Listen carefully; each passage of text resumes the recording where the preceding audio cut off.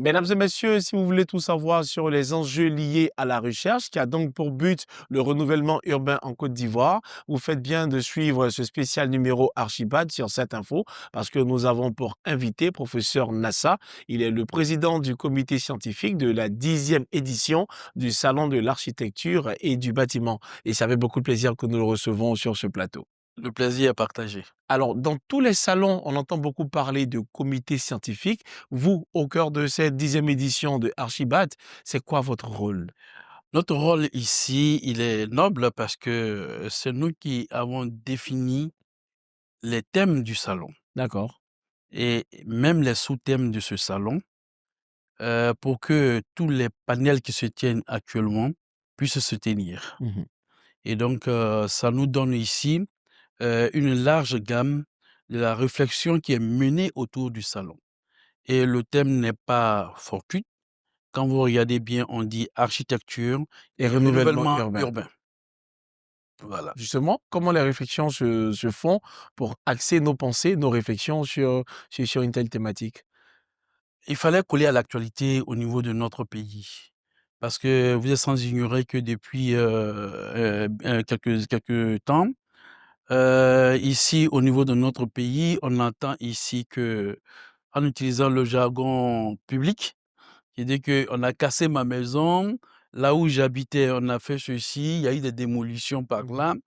Et nous, en amenant, je dirais même ce thème au niveau de ce salon, c'était pour attirer un peu l'attention du grand public, mais également des gouvernants sur la question du renouvellement urbain qui est en cours actuellement au niveau de la ville d'Abidjan. D'accord.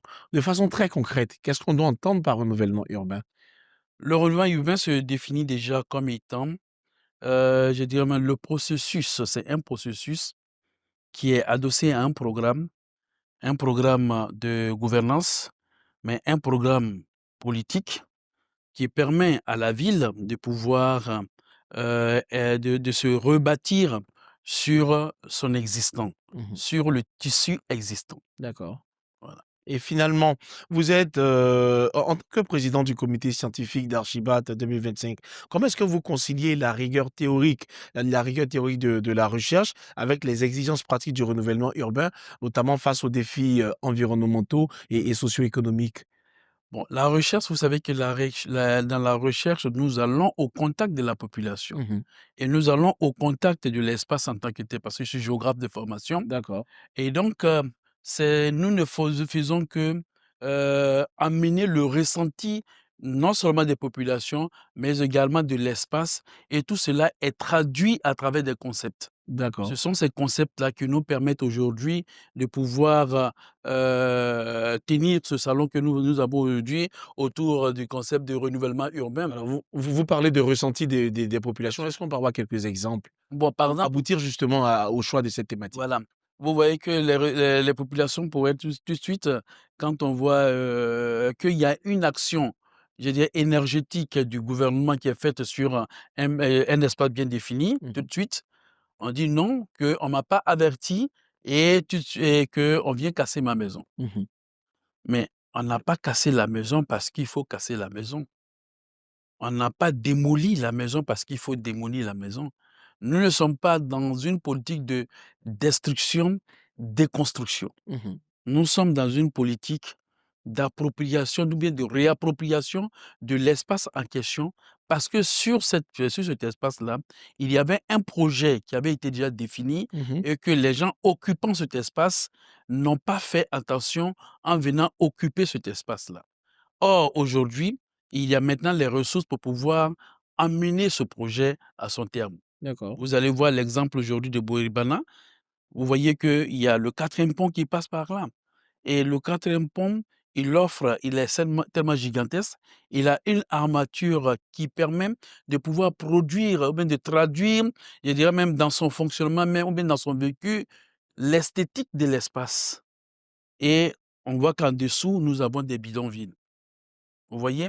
Et quand on regarde bien, on se rend compte aussi que ce bidonville-là occupe non seulement le pourtour lagunaire au Mmh. niveau de la zone d'Atekoubé, Mais qu'est-ce qu'il fallait faire? Parce que il faut que cet espace-là soit intégré ou bien ce pont que nous venons qu'on vient de réaliser, soit intégré à l'espace, auquel lequel il traverse actuellement. Mmh. Et donc, les démolitions ne sont pas peut-être c'est pas fait de gaieté de cœur, mais ça obéit à un objectif bien défini. D'accord. Au cours de la cérémonie d'ouverture de cette 10e édition, on l'a entendu, hein, le ministre de tutelle, donc le ministre Bruno Dabagné-Koné, en charge du logement et de l'urbanisme, le ministre de la construction, a donné un exemple très concret. Fallait faire comprendre de plus en plus aux populations vivantes en Côte d'Ivoire que ce n'est plus tellement conseillé d'habiter à l'autre bout d'Abidjan et venir chercher à travailler coûte que coûte au sein du plateau, par exemple. C'est quelque chose qui s'inscrit également dans le renouvellement urbain. Je dirais pas que ça, c'est ce qu'on appelle la planification. Nous sommes ici en termes de planification urbaine. D'accord. Parce qu'aujourd'hui, il faille que lorsque nous habitons dans une zone, dans cette zone-là, nous devons en même temps travailler dans cette zone pour éviter les mobilités, parce que nous allons quitter un point A pour venir vers un point B. Or, aujourd'hui, nos vies sont configurées de telle sorte que on a des cités dortoirs Mmh. et puis nous avons des espaces de travail. Les espaces de travail. Or, donc, ce qui veut dire qu'il y a une migration pendulaire qui a lieu à tout moment. C'est-à-dire que tous les matins, on vient en position centrale et l'après-midi, on retourne dans le lieu d'habitation. Entre ces deux espaces, il n'y a pas un autre espace qui nous permet de pouvoir marquer un arrêt pour essayer de stopper tout ce qu'on appelle cet embouteillage-là ou bien le réguler. Il aurait Ça fallu. ça ça peut s'expliquer, par exemple, il y a beaucoup de défis qui rentrent en ligne de compte, il y a beaucoup d'enjeux à l'intérieur. Quand on prend, par exemple, heu, les coûts des loyers à Abidjan, au cœur même de la capitale, c'est compliqué. Donc beaucoup se replient certainement à cause des coûts. Ça, c'est bi ça c'est non, ça je n'en disconviens pas. Voilà, donc comment Mais il faut que vous sachiez que c'est là qu'on va faire intervenir un autre concept qui nous est cher, la question de la mixité urbaine. mmh, Et c'est-à-dire? c'est-à-dire que là où nous habitons, il faut que dans cet endroit-là, ils puissent cohabiter et à la fois les populations les plus vulnérables et les populations riches. Mmh. C'est-à-dire le pauvre et le riche doivent se côtoyer sur le même espace. D'accord. Vous regardez aujourd'hui, je prends le cas de la Riviera Golf. Vous voyez la Riviera Golf. Quand on regarde bien la Riviera Golf, je dirais même c'est des appartements de haut standing. Mais cet appartement c'était occupé par des gens qui avaient, une certaine notoriété et qui avaient un rang social, Assez bien élevé. ouais, assez élevé. Mmh. Mais à côté d'eux, il y avait des bidonvilles tels que Washington a par le passé. Donc on pouvait tout de suite avoir le boy à côté. Vous voyez, on pouvait avoir le boy à côté et ce boy-là, il pouvait venir travailler à moindre coût et puis repartir. Mais aujourd'hui, il n'est plus là, il habite à Bobo. Mmh. Mais est-ce que vous avez les ressources pour pouvoir le payer au SMIC? Est-ce que vous avez les ressources pour pouvoir le payer de telle sorte que quand il va demander une augmentation pour dire que ah, je paye maintenant mon transport pour venir, est-ce que nous avons les ressources pour cela? Mmh. Donc c'est là nous ramène à la problématique de la mixité urbaine. Il faille que le pauvre et le riche puissent cohabiter de telle sorte que chacun puisse dans son domaine et puisse aider l'autre et qu'il y ait un esprit d'entraide entre les différentes communautés. Alors, monsieur le président du comité scientifique, au-delà de ce qu'a dit le ministre de la Construction, lors de ce salon, il y a également de nombreux projets primés qui semblent promoteurs sur le papier. Mais vous, en tant que comité scientifique, comment est-ce que vous vous assurez, comment est-ce que vous garantissez l'applicabilité de tout ce qui est produit en termes de promesses au sein de ce salon?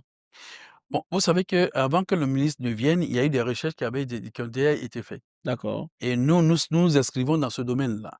Nous sommes dans le domaine de la recherche et donc c'est les résultats de la recherche qui sont mis à disposition du politique. Mmh.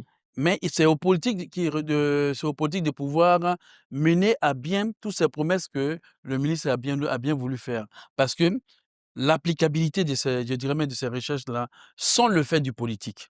Le chercheur n'a pas les ressources nécessaires pour pouvoir dire ici que Même pas un moyen de pression? même pas un moyen de pression. Il vous dira que voilà ce qui doit être et le reste revient aux politiques de pouvoir l'appliquer. Alors, on parle également de ce renouvellement urbain-là qui implique, souvent la tension entre l'introduction de nouvelles technologies et la préservation d'un patrimoine urbain, fragile. Comment est-ce que votre comité aborde-t-il justement ce dilemme dans les différentes recommandations? La question de la technologie en milieu urbain, c'est là que nous parlons de la mobilité douce. Mmh. C'est-à-dire? C'est-à-dire que vous regardez bien, hem, tout à l'heure, en prenant l'exemple de dire que, lorsqu'on quitte notre point de travail le matin, notre lieu d'habitation le matin et que nous allons, à nos lieux de travail. Mmh. Vous voyez qu'entre les 2 lieux, il n'y a pas un troisième espace qui vienne pour pouvoir réguler, pour permettre, la régulation, je dirais même, de tout le transport, et ces désagréments qui entourent, notre mobilité ou pour aller à notre lieu de travail. Vous comprenez bien? Et donc, c'est là qu'on arrive entre en ligne de compte la notion de tiers-lieu, c'est-à-dire un troisième lieu que les Canadiens ont bien voulu mettre en place. Vous voyez, par exemple, qu'aujourd'hui, à la périphérie pratiquement de nos villes, quand vous prenez je prends la zone de Bingerville, quand vous prenez la voie Bingerville-Plateau, normalement, on devait avoir plusieurs tiers-lieux, D'accord. plusieurs lieux d'entente. Moi, avant, je sais qu'il y a l'embouteillage qui est en cours et qui arrive à un certain moment de la journée. Donc, qu'est-ce que je fais? Au lieu de me réveiller, parce qu'à Bingerville, dans la zone de Bingerville, on ne dort plus, hein, pratiquement. On vient se réveiller À 22 heures, on se réveille à on se à 4 heures. 4 heures du matin pour venir. Donc, qu'est-ce que je dois faire? S'il y avait un tiers-lieu, c'est-à-dire un espace qui était aménagé, soit par les mairies, par les mairies, ou bien même ça peut se faire au niveau de toute publicité mise à part. Il y a un supermarché qui est entre, le Dans les Benjerville, environs, on a dans les compris. environs. On peut mettre, le réseau internet en place. Aujourd'hui, on se déplace maintenant avec son bureau à partir de son ordinateur portable. Mmh. On s'assoit, on travaille le temps que les embouteillages s'estompent. Le temps que les embouteillages s'estompent. Et quand les embouteillages se sont estompés, on va maintenant repartir à notre lieu de travail. Mais c'est pas pour autant dire qu'on n'a pas travaillé. Alors, face aux réalités, hein, qu'on vit en Côte d'Ivoire, est-ce que vous pensez que tout ce que vous êtes en train de dire, c'est faisable? Mais c'est Sur fais combien de temps? À quel horizon? mais c'est faisable parce qu'on a vécu au temps de la covid. Mmh. Nous tous, on a travaillé en ligne ici au temps de la covid. Mmh. On était à la maison, mais on travaillait en ligne. Ça n'a pas empêché le pays de ne pas tourner. Ça a tourné. Donc c'est faisable. Aujourd'hui, nous avons l'internet à haut débit. D'accord. Voilà. Votre dernier mot? Nous sommes à la fin de cette émission.